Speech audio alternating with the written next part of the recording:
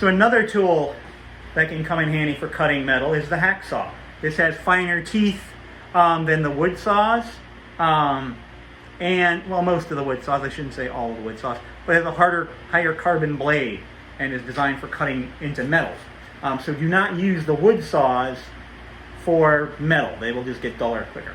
So you want to get it in there and get it started gliding back and forth. Don't push down just like the other saws. If you push really hard this way, this is going to flex a lot. So I want to get it sliding, moving back and forth. And careful of the jumping.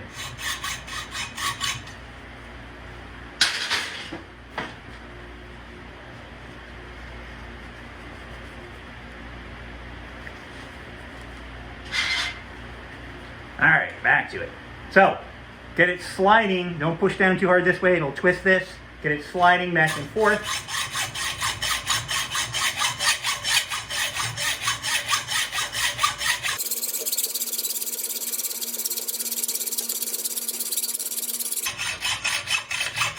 Oh, there it goes. I'm just going to break it free. Now, there's a sharp burr on the end that you'd want to sand off or file off. Another cutting tool you can use is the bolt cutter. Opens up like that. Bring it here like this. Might take a little bit. Watch out for flying pieces of metal. Now that's got a nice sharp edge on there, and we could take it, it's a little small to take to a sander and hold on to it. But we could take this regular file and it cuts on the push. And there's different types of files, finer and harsher. If they don't have, some have single, like this side is single cut, this side is double cut. It's a little bit more aggressive. So I'm pushing forward on it.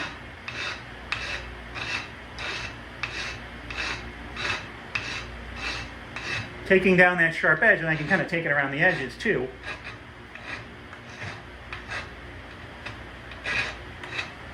And you can even say if you had, a sharp edge on this sheet of metal here, and you didn't want to take it to the sanders or anything like that, you can just sort of like take, sometimes if you're going to be handling it a lot, just take off that sharp burr on the edge there, all right?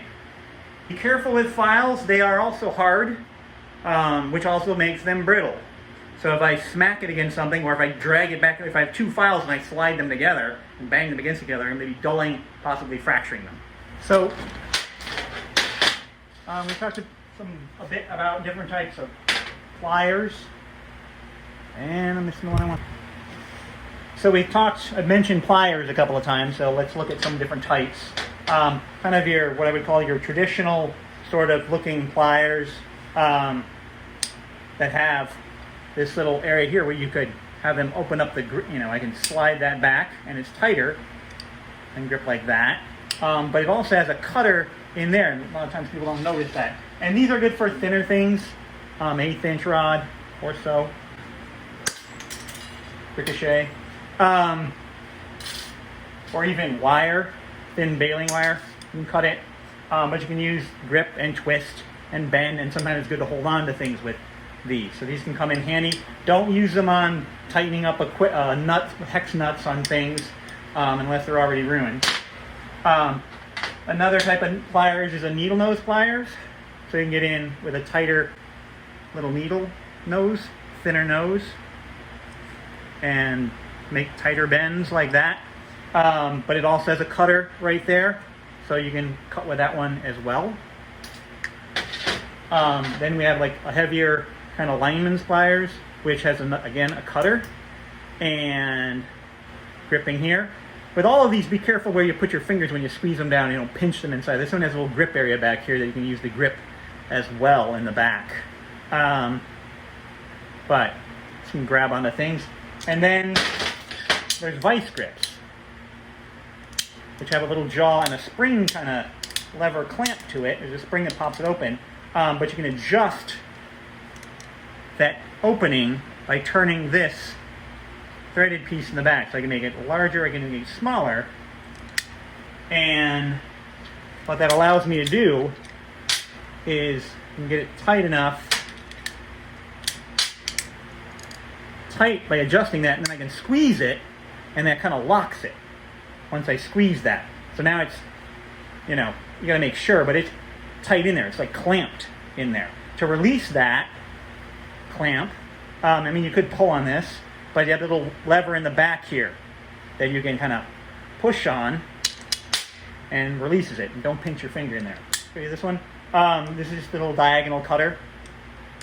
Doesn't really have any gripping power, but it can be used to cut. So there's also like a sliding, what's sometimes referred to as a pump pliers, but it has different grooves. It can be very good with pipes, but you can grab onto larger things. So that's adjustable. It has little tracks that you're going into, if I line it up right. All right. Channel lock. The brand is Channel Locks, but pump pliers is what I've heard them referred to.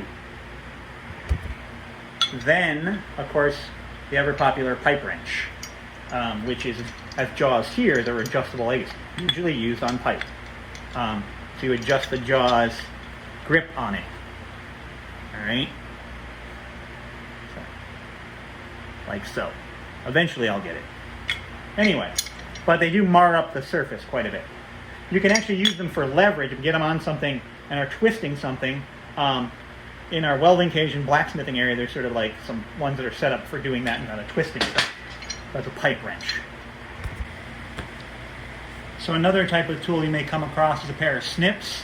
And these are kind of airline design snips, aircraft snips. And if you've got ones with the handle still on them, yellow handles cut straight, green handles cut straight and to the right, I'm trying to remember, clockwise, and red handles cut straight into the left, counterclockwise. But, you know, have to have fairly thin metal. 18 gauge is even probably a little tough for them. But I can cut through. So in a pinch, watch out for flying things, watch out for sharp metal. In a pinch they can come in handy if you happen to be working with aluminum.